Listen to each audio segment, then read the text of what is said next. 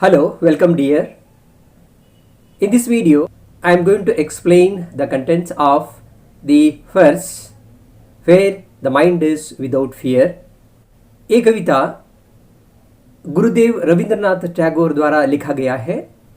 ये कविता पहले बंगाली में लिखा गया था, बाद में उन्होंने ही इसका ट्रांसलेशन किया।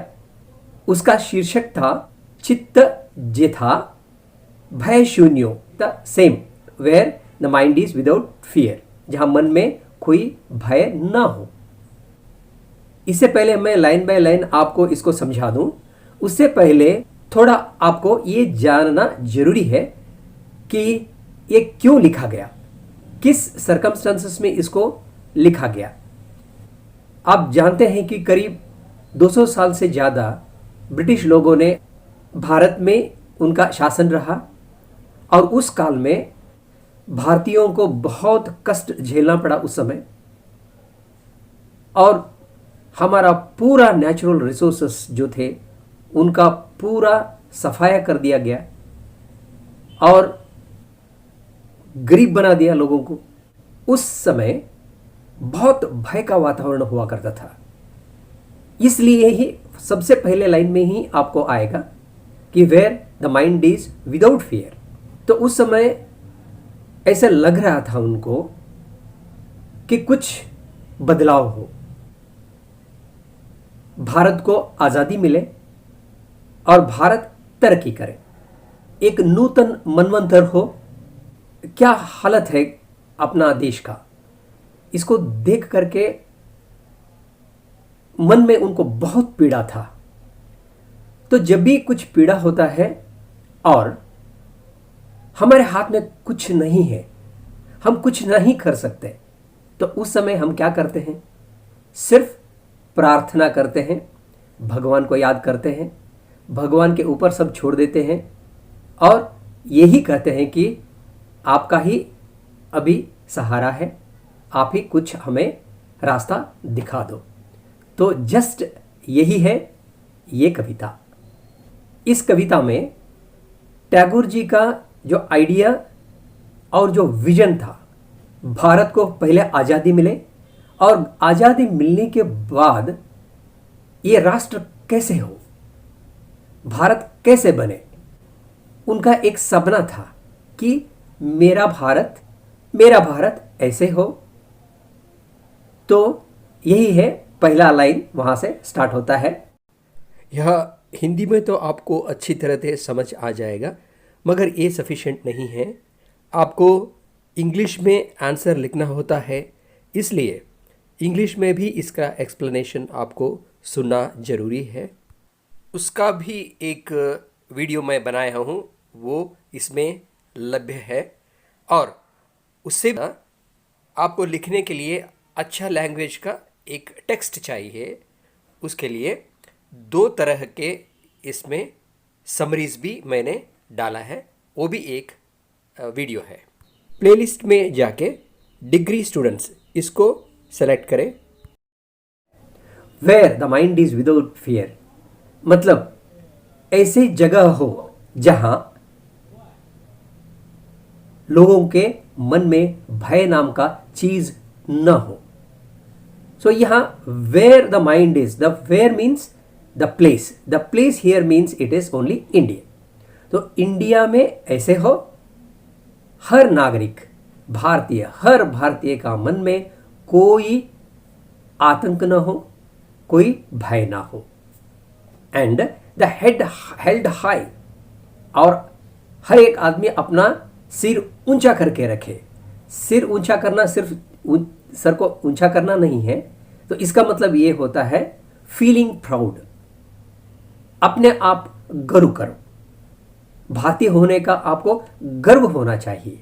तो ये था वेयर नॉलेज इज फ्री।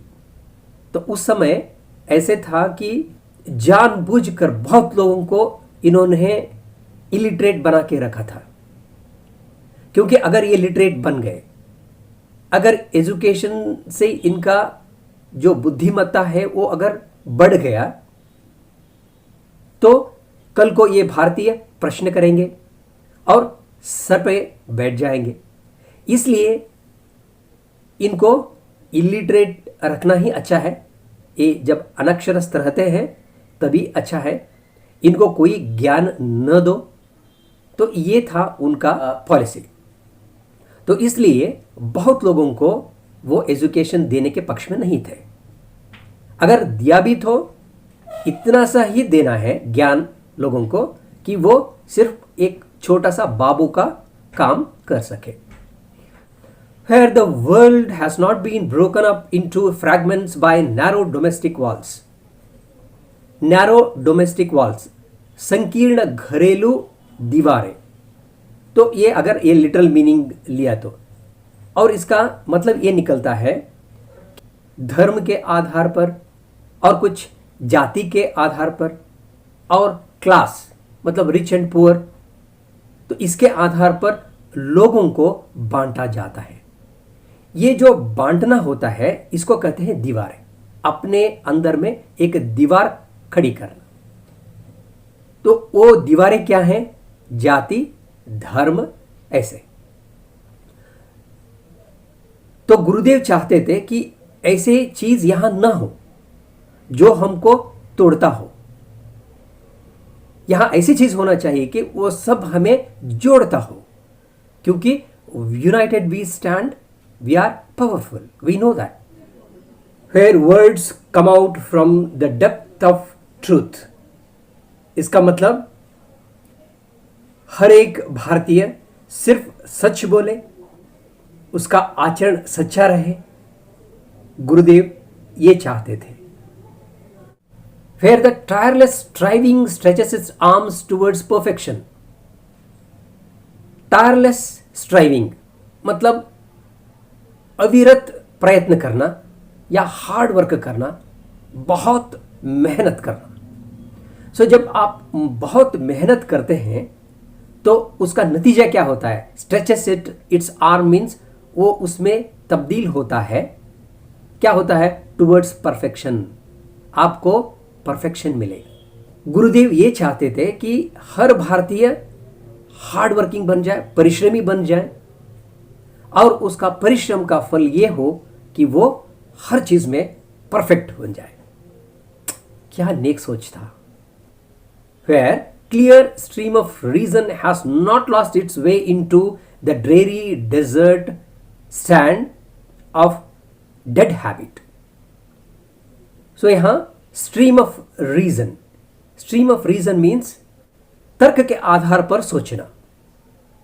तो हमारा सोच ऐसा होना चाहिए कि उसमें एक तर्क होना चाहिए। ड्रेरी डेजर्ट मतलब सूखा मरुभूमि। मरुभूमि ऑलरेडी सूखा रहता है और उसमें ऐड करते हैं मतलब बहुत ज्यादा सूखा, मतलब वहां कुछ ना हो, lifeless you can say. Sand of dead habit, यहां सैंड ऑफ डेड हैबिट ये होता है कि हम जो सोसाइटी में कुछ ऐसे आचरण हम करते हैं जिनका कोई आधार नहीं है, जिनका कोई साइंटिफिक एविडेंस नहीं है, जो ऐसे ही परंपरा में आए हुए हैं और वो कुछ अच्छा भी नहीं करते, कुछ बुरा जरूर करते हैं, तो उनको कहते हैं हम डेड हैबिट्स। जैसे अनटचेबिलिटी, अस्पृश्यता, तो ये डेड हैबिट है। अभी भी भारत में ये चल रहा है। तो उस समय कितना होगा आप अंदाजा लगा सकते हैं उसमें। तो इनको कहते हैं हम डेड हैबिट्स, मतलब जिनका कोई आधार नहीं है, सोसाइटी के लिए ये बुरी चीज है। तो ऐसे हमको आचरण में लाना नहीं चाहिए, उन सबको छोड़ना चाहिए। तो ऐसा भारत वो चाहते थे। Where the mind is led forward by thee, by thee मतलब by you, तुमसे ही, मतलब ये प्रार्थना कर रहे हैं भगवान से, हे भगवान आप अब हमारे मन को तुम ही आगे ले जाओ।